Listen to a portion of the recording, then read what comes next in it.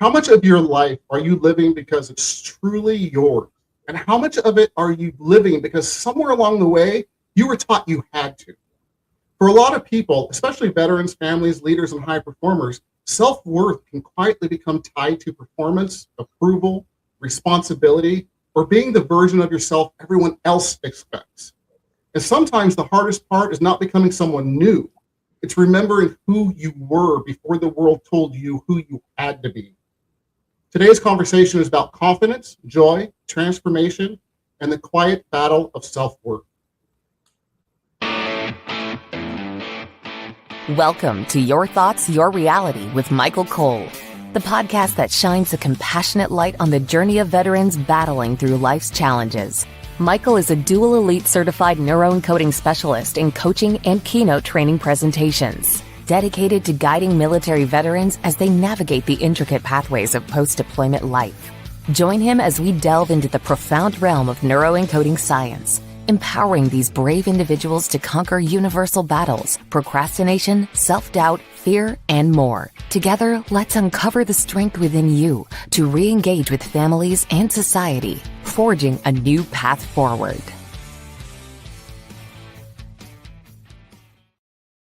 Cindy Gould is a transformation coach, speaker, and a certified dual elite neuroencoding specialist who helps people create meaningful changes from the inside out.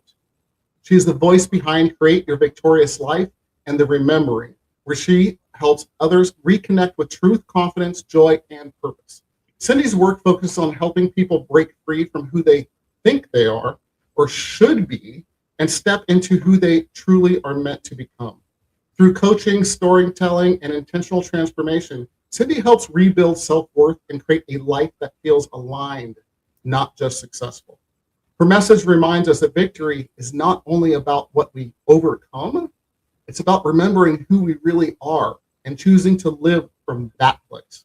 Cindy, welcome to Your Thoughts, Your Reality, my dear friend. Please tell us a little bit more about yourself. Oh my goodness, you just told a bunch. So that's awesome. Thank you so much. And thanks for having me. I absolutely love being here. Yes, I am all of that. And yes, I love doing that. I think one of the things I'm most passionate about is really seeing people, and specifically women. I work a lot, as you know, with women, but seeing them actually walk into who they really are and to really walk that out and to be confident in it.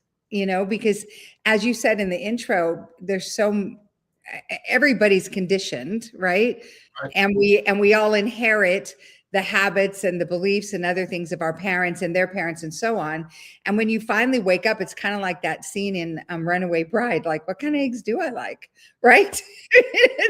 Oh my heck, I don't even like eggs. You know what I mean? Whatever that is. But what I will tell you, one of the things, yes, I am a life mastery coach. Yes, I am a joy catalyst. I do all those things and I love it. But really, I think one of the things that I'm most passionate about is just helping set people free from that imprisonment in here and here that they've literally, and they wake up at our ages, and their lives may look fantastic on the outside, but on the inside, they're so not in alignment with their spirit, with their heart. So I love to speak, that too. I have the privilege of going all over the world doing that, and it's such a blast. So thanks for having me. Absolutely.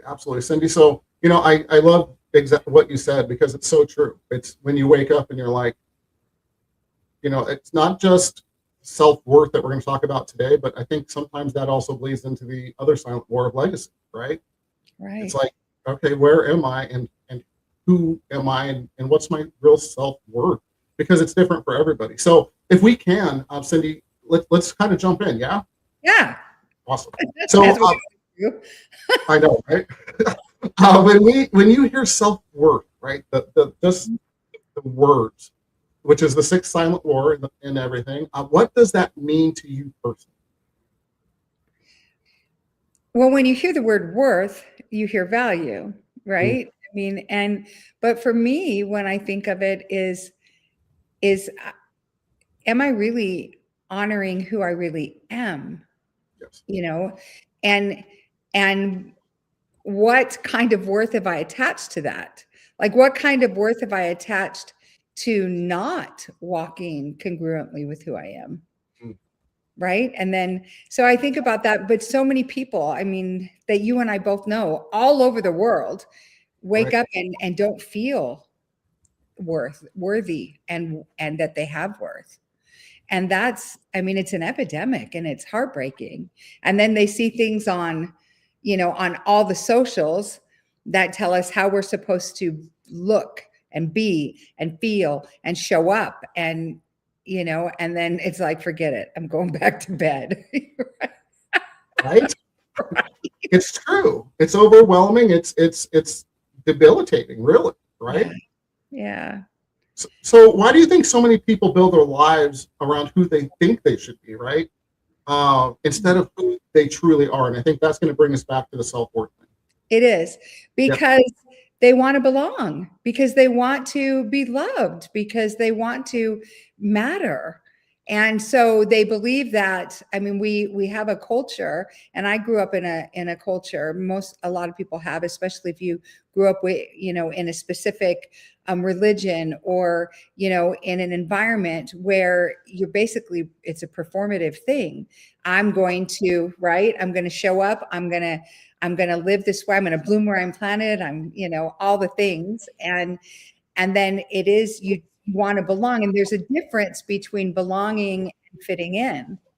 Like, right? Yes. So because good. When you belong because you're present. You're just there. You belong because you're the essence of love. You belong because I'm like, oh my gosh, it's freaking Mike Cole. I mean, like he belongs. He and Susan belong in my life, instead of, okay, I want to be a part of that. So they love landscaping and gardening and all those things. So I'm going to do that.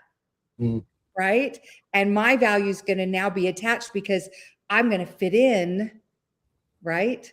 Because I'm going to do a lot. Oh my gosh, he's got this killer watermelon barbecue thing. I'm going to learn how to smoke a brisket. Are you kidding me? I'm just going to invite you over. You can do briskets, between you and me. How do you say that? Because there's one in the freezer. See? But am I making sense? Absolutely. And we start to morph into these other people so that when we walk into that group of people, we belong. Oh my gosh, Mike's here, Cindy's here, Susan's here. So excited, right? And then when we're there, we hear ourselves say things. We, as you so beautifully put it in your first chapter of this amazing book that's coming out, we start to edit conversations before the words come out. Instantly now we're not present. We're not connected. We're disconnected and we're here, right? And that's how we're showing up instead of just being worthy because we're present. I want to add something that is fantastic, and thank you for the plug I didn't ask for the new book coming out, The 10 Silent Wars. So thank you, my friend. Do that a couple more times, please. So one of the things, it's really not needing to fit in, just being yourself. And here's what I'm going to tell you with that. And you know this, of course, but for the audience, obviously, when you are in integrity and in yourself and just comfortable with who you are, you attract the same like people. Are you the same people? Do you have all the same interests? No, but, or should I say, and they are magnetized to you. And it's amazing how that happens when you're just in integrity within yourself and feeling that self-worth. Do you agree with that? 100%. And then the people that show up. So if our brain is electric, our heart is magnetic. And there's a scripture that says, as a man thinketh in his heart, so is he. And we have 3 brains. And there's literally, the first thing I think formed in a fetus is a heart. And in there is a brain. So that scripture is literal. What are you thinking in here? But here's where we get hijacked. So I want to fit in. So I'm going to morph into this person. So I'm going to magnetize people that align with that frequency, not to get all nerdy on you, but it's so this is it. I mean, this is like it in a nutshell. And then I'm surrounded, I'm in a marriage, I'm in relationship, I'm at a company that I work for, I'm surrounded by friends and people that are all at a frequency. And I just want to be at the beach surfing. Like, that's not my frequency, right? And now I'm this person and I'm performing so that I fit in and everybody loves me and I show up and I'm, all of that, right? So Yes. then what does that say to you? Oh, well, who I am really in here then isn't good enough, isn't enough, because now I'm having to be this gal to be a part of that. And these are my people now, right? Instead of just showing up and saying, heck, you go do that. I'll be at the beach. I'll meet you for burgers or tacos. It's Tuesday. Let's go to have Taco Tuesday. I'll meet you Tuesday for tacos, right? Yes. And I think that's great because you can give yourself that freedom, right? And man, I think if people really realize that, you don't have to, you can have those boundaries, if you will, for yourself. Right. Because you don't have to go do what everybody else wants to go do. You do the things that you're going to enjoy because no one wants to see somebody, unless you're happy for the person enjoying watching or something, Cindy out surfing while you're sitting on the beach, right? Right. I absolutely love that. I absolutely love that. And it really brings us to kind of the next thing I did want to talk about is, with high performers and veterans, leaders, all of that, how does self-worth often really become tied to performance? And this is something I've struggled with, because it's tied to performance, responsibility, or really being strong for everyone else. Talk to me about that. God, it's tied, they're bedmates, right? I mean, think about it. I know even myself, and being in whatever environment I was in corporate or anything else, it is about performance. I mean, your numbers matter, your things matter, doing what you do matters. And even in this kind of an environment and world that we have also, right? And so it's interesting because then you show up a certain way. Oh gosh, the boss likes this. This is going to give me the raise. This is going to land me that client. Then you're sitting there with the client being somebody that's not true to who you are. And you hear yourself and your body. And I know there have been more than myself on your podcast, Carolyn Ozuna being one of them, who we love, but your body keeps score, right? And so your body starts to hold on to that identity and that self. And then what you're literally telling yourself again is, I'm more loved if I'm this person. So I better not show up as this person. Yeah. Right? Does that answer? Oh, it does. It's phenomenal. So, I'm going to totally spin off the rails here just for a second, but it's such an amazing point that you bring up. So when you're showing up for someone else, and I know my feelings on it, but I want to hear your feelings about it. And we do it so much, okay? We're all human beings, and this is the part of the spin cycle, right? In our own heads and our own silent wars, if you will, that we do. What does that do for your energy, for your, I'm going to call it your life force, if you will, because your energy, everybody, isn't just you're ready to go play tennis or you're ready to go do this or that, but it's how you show up. Right. So talk to me about that when you're not living in your, authenticity, if you will. Really, how's it affecting you? And even more so, because the ripple effect can be good and bad, right? So how does it affect, again, you and the people around you, the people you love, and all of those things, as far as your energy? Gosh, it's easy for me to speak to that. Even I just reflect on, I was married and my then husband was brilliant at breeding dogs, like brilliant. We were the #1 pit bull and American bully breeder in the world, like literally. I mean, people would call and it was like we were rock stars. I would be like, what? I'm like, we're talking dogs. And he was brilliant. He was also brilliant at there's a thing called weight pulling, where Huskies, Malamutes, are, that breed as well. Different breeds pull against each other. And we would go and we'd show up and we'd take all the hardware and go home. I mean, he was brilliant, internationally #1, so great. And yeah, and it so wasn't my thing. Right.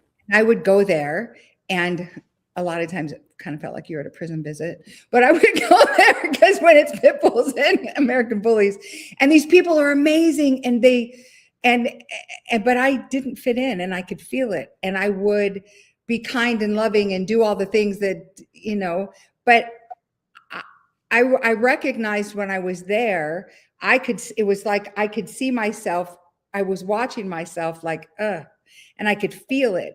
And to your point, during that same season, I had other, miscarriage, et cetera, that happened. And I gained a lot of weight. My body started to really show that I wasn't really being me, and that I wasn't really authentic to me, and that I was freaking miserable, not being that. So how else did it show up? It showed up in here.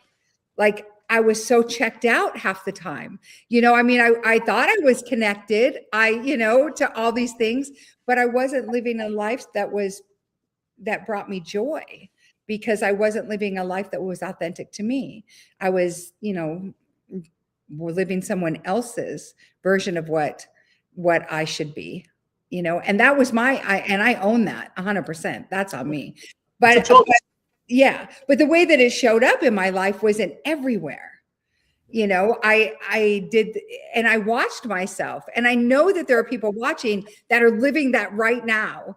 They go to, like even the wonderful question, you have date night with Susan or with your mate. What do you want to eat? I don't know. What do you want to eat? I mean, okay, fine, we'll go eat that. And then you're sitting there eating Mongolian grill, and you didn't want that. You wanted tacos, but you know what I mean? But even in those things, not speaking up, speaking for what you want. And you and I both come from a background where we teach people and we ask that question, what do you really want? Right. I stopped asking that. I dismissed it. Who cares what I want? Because this is what I'm choosing to do. Right now, again, I believe in taking extreme ownership, period. Because it's my life. I get to do whatever. I get to choose to be where I'm going to be in the relationships I'm in, showing up, doing what I do for work, etc. And so I own all of that. That was on me. But what I learned so valuably was, I released the weight when I had forgiveness, when I released the sadness and sorrow, when I let go of the more authentic and pure I was here, the more that these were congruent. I gained 140 pounds, and I've released it and kept it off. It's like, how fascinating is that, right? I think about the ways that it shows up in our lives, the ways that I would have parented different. Now having grandchildren, I totally do that differently than obviously we do. You have grandchildren too. So, we grow as we go. So absolutely. But I hope that answered your question. Oh yeah, absolutely. Beautiful. Thank you for the vulnerability and sharing your story. I know you, and I'm the same way. We don't care. We're going to share the vulnerability because that connects with people more, right? Because they'll see themselves in that. So thank you, first of all. Yeah, for sure. So I know, it affects everybody around you, like you talked about, right? And the energy when you are always being on, right? So I'm going to take a salesperson, for instance. So, there's people that you call game face, right? I'm going to use salespeople, for instance, because I do sales. And I change it where I'm helping people. I'm not selling somebody, and it changes that energy as well for me. Yep. So it's really, when you're game face is when you're always on. There's some people that just can't turn it off, and you see it, right? Mm-hmm. When they're always just you let me rephrase that. You feel it. Yep. When they are just always on, and I'm going to call it performing, because it's, again, not being in integrity and trying to fit in and doing that kind of stuff, because as you said, which was amazing, that's where I'm feeling love. That's where I'm feeling seen and all that stuff. So I just love all the stuff you just talked about. And when you're always on, just to wrap up what I was saying, when you're always on, Cindy, and give me some feedback. How exhausting is that? Oh my gosh, are you kidding me? That's where people, you look at in our country, how many people are, and I'm not dissing this, I'm just saying, how many people though are on, psych meds or antidepressants or different supplements that help supplement that. And I would say it's because they're not authentic. And when you're always on, so let's just kind of walk it through. So if I'm always on in that performative place, I'm going to continue to magnetize to me, align with, and be with people that are in that frequency. So back to the weight pools and things. I love the people I met there, but they weren't necessarily my people, right? I mean, a lot of them were. Some of them are family to me still, but they weren't. The things we would talk about, the things that we would do, I would just show up and I would just be present in that instead of, where I really was at in my life and in my, place. And I recognize that it does totally zap your energy. And then what happens is, what are you saying in here? Because think, feel, do, have. We know that. As I think, so I feel. So what am I thinking as I'm there? What am I doing when I show up at an event or I show up at other things? Like you talk about salespeople, and instantly I had this vision, because we know salespeople that are on, always on, and they're constantly doing that. And where do they get their validation? By making the sale. So they're constantly always on. And I thought, oh yeah, you open the fridge, the light comes on. They're on, like they're standing in front of the fridge selling to the mayonnaise. It's like, right. And when you think about it from that standpoint, and I come from a sales background, so of course I do, right? Yep. And I've changed the way that I do all of that. If somebody wants to work with me, it's either a heck yes or it's a heck no.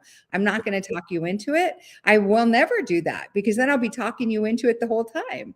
Either you're my soulmate client or you're not. And either I'm going to be the biggest blessing that I could possibly be in your life and help you to do that. And if I can't be, then I'll refer them to someone else. It isn't, I don't even overcome objections anymore. It's like, oh, okay. Because then I know they're not really ready for what I'm going to be bringing to the table. Yeah. Now, let's go back a few years, 10 years, a whole different ballgame. I could overcome every objection. It didn't matter, because that's where I was thinking. And then when I started to shift though, and it really, I still had a heart, like I really believed whatever I was offering them was the best slice of bread they're ever going to have, the best widget, right? Or I wouldn't have offered it. But now it's more like, well, are you ready for it? Are you ready for this kind of transformation? Are you ready to be authentic? Are you ready to step in? Are you ready to heal? Because you and I know that when we've walked in an inauthentic way, when we've done the performative life, when we've done all of that, we really have to forgive ourselves for not finding ourselves worthy enough, not loving ourselves enough, because you can't love me and shouldn't love me more than I love me, right? Love it. Yeah, right. Absolutely. Yeah. What chapter is your book?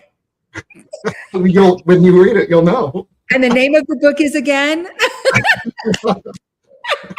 Pretend for the oars.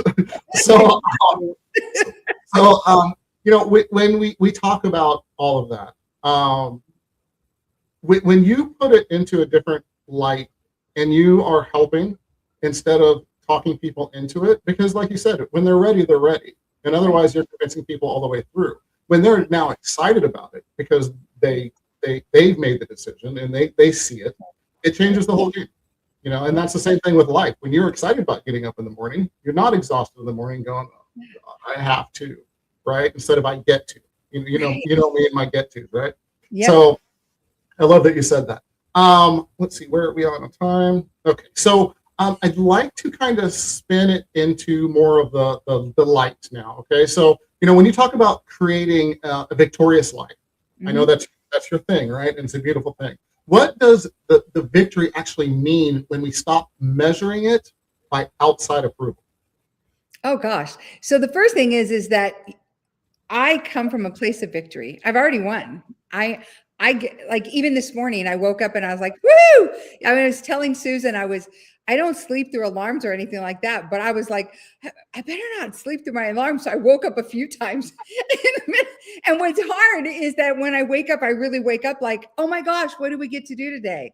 Now my day starts in a place of, I ask God, okay, and this is like legit my combo. This is what I have on my day schedule. These are the things I'd really love not to get hijacked today. I'm open to whatever you need me to do, Lord. Like where do you need me to show up? I'm game. But could we please at least do these things? Like that's, right. But I do wake up every day excited. And to your point earlier in the conversation, I didn't during a certain season of suck in my life, right? And yep, that. And during that time, I did not wake up every day excited. I woke up and I put a smile on my face. And a lot of people didn't know unless you looked in my eyes, or really connected with me. But I didn't really wake up like that. But I do now. Like I wake up every day just so excited. I get to do what today? I get to be here today. Like, I mean, and look at the technology. Like you and I are navigating. You're telling me, click this, do that. Oh yeah, we're live on Facebook. Oh crud, now we're on YouTube. But remember, you and I are of the ages that we remember when fax machines. Heck, I remember my parents having a reel-to-reel. I mean, I remember bootlegged 8-track tapes. In my parents' VW, right? I mean, but look at the technology that we have now. I got to hang out with Susan, with your beautiful bride today. I mean, I got to see her and I got to spend a couple minutes with her. I get to see you. We get to broadcast this, and whoever's supposed to hear it is going to get to hear it. I mean, who couldn't get jazzed and excited about that? Absolutely. And Cindy, I do the same thing. And and it's new for me too. I've been doing it for a couple of years now. And if I forget for some reason, and it's super rare because it's become a pattern, right? It's part of my morning template, if you will. Yeah. But I wake up, I open my eyes, I put a big smile on my face, and before I get out of bed, I say, "What exciting things do I get to learn today? What's in store that I get to learn from?" Because then everything's a gift. The little things that pop up, as Les Brown says, "Life be lifing," right? Yep. But if you change that into, "Oh, I get to learn something from it," it turns you into gratefulness instead of dread. 100%. In the morning. Because I'll tell you, before I would get out of bed going, "Oh God, I wish it was the weekend," right? And now that I do that simple thing like you do, it changes every day, which is such a beautiful, amazing gift. Yep. So I love that you brought that up. Oh, absolutely. I have a client and we've been working together a couple of years, and she's amazing. She's a freaking rock star. But when I met her, she would wake up and the literal first sound she would hear in the morning was her voice saying, "Oh, F, another day," and now she wakes up, and that was, she'd push it after 5 dismisses on her alarm clock, push it to the absolute window of when I can baby wipe it and walk out the door and go to work. You know what I mean? Instead of having to take a shower. And now she's up at like 5 a.m, walking on the beach, doing her meditation. She wakes up freaking excited for her day, all of those things. And I recognize in that what it took for her to get to that place. It's exactly like what we're talking about. And a lot of times people don't realize, because I believe all of our parents, and anybody who's ever heard me speak hears me say, I won the parent lotto, and it wasn't because my parents were perfect and I had Ward and June Cleaver. I mean, are you kidding? You know what I mean? It was because they did the very best they absolutely could with the resources that they believed they had. And created a legacy of love within the 7 of us children, and with everything that they did. And they did everything, to be honest, with such excellence that we, coming from a background that quite frankly wouldn't have ever inspired that. And I say that because most people, all of the people you and I know, so got to pretty much say everybody we know, had some form of trauma in some season in their life, or where we felt like we had to.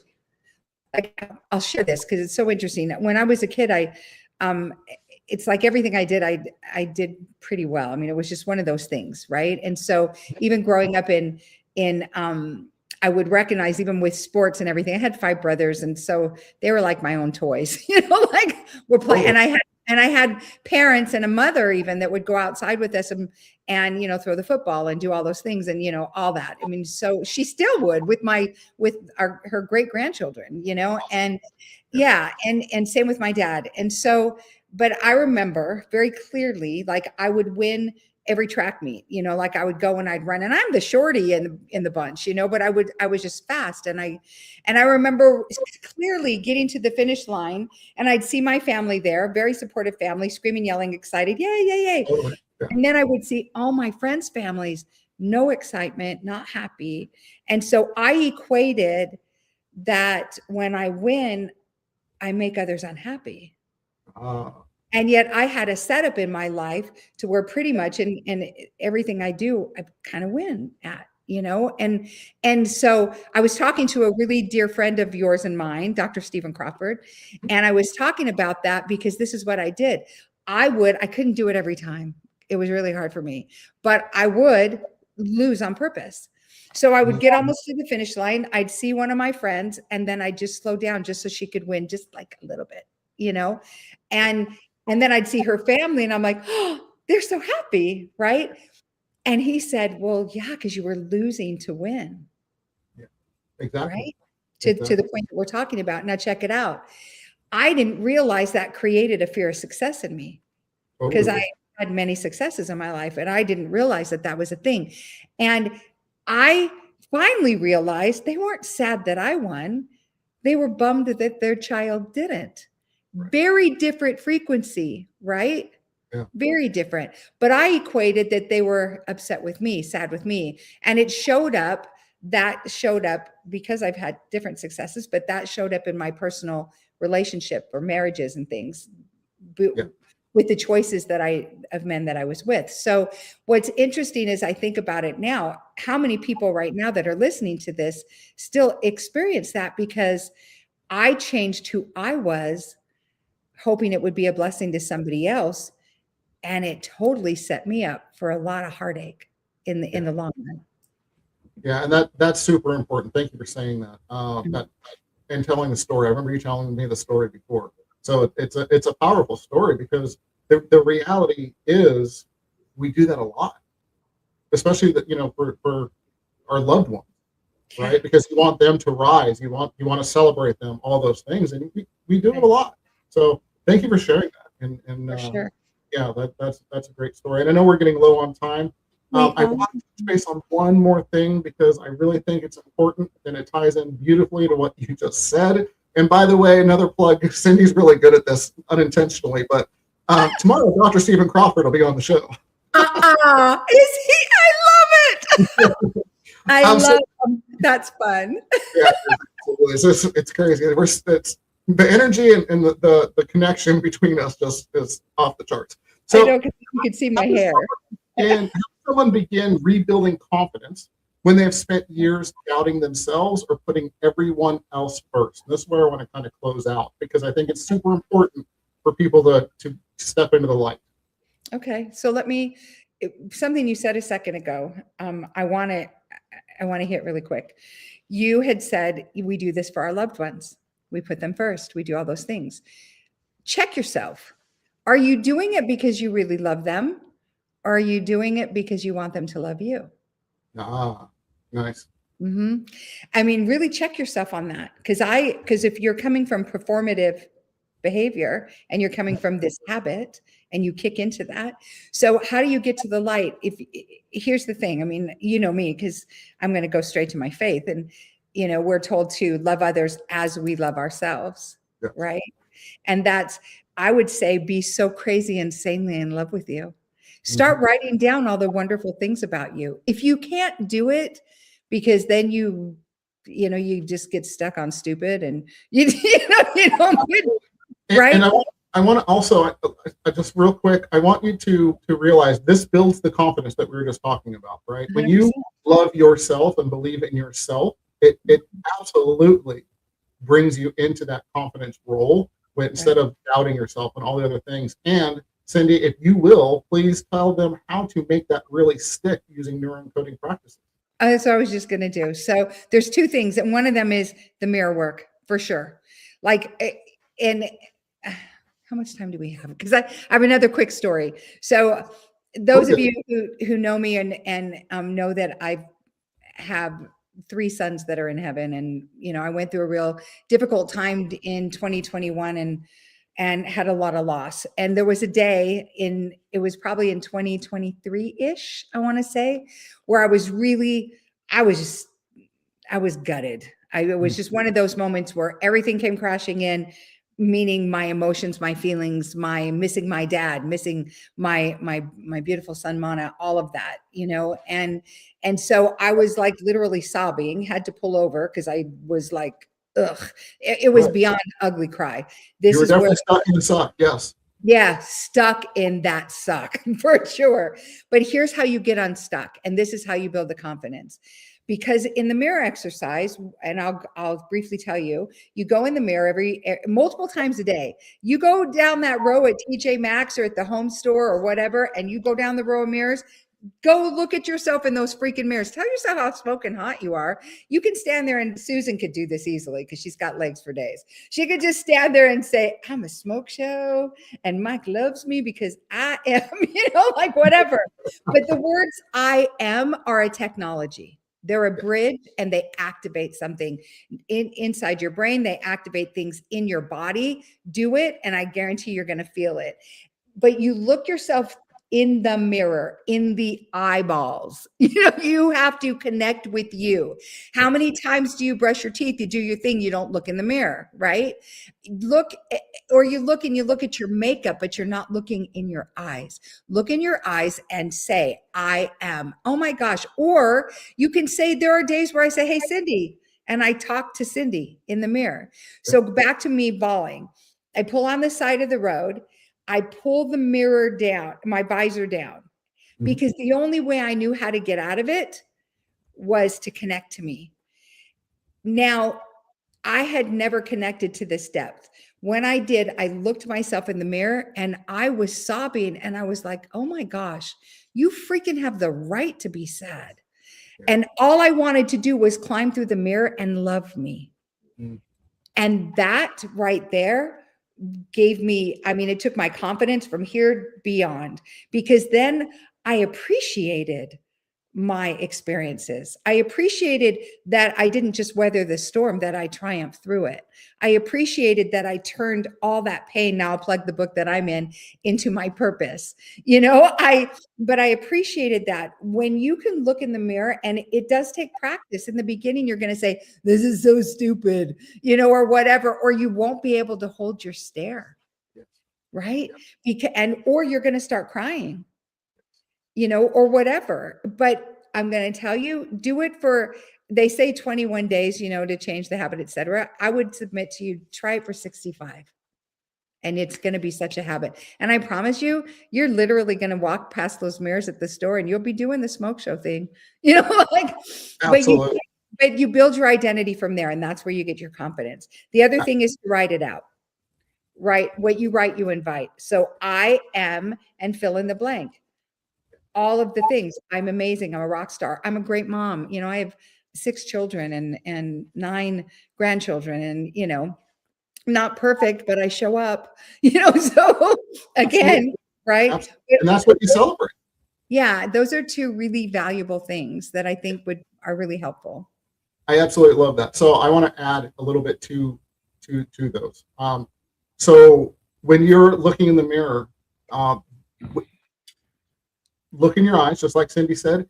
You will feel when you've connected, because you literally feel it in your soul. You feel it when you're talking to yourself.